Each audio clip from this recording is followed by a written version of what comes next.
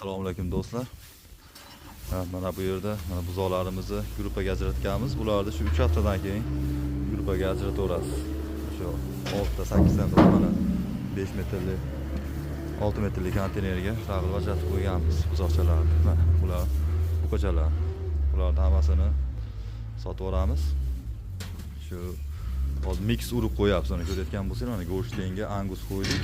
Bu endi angus bilasizlar, pakana semiz bo'ladi. Endi bu go'shtdan tug'ilgani uchun ham bo'ydor bo'ladi, ham go'shtdor bo'ladi. Shuning uchun urib qo'yayotganda ham angus urug'ni iloji boricha go'shtga qo'ysanglar, mana bunday buzoqchalar tug'iladi va bu yaxshila go'shtdor bo'ladi.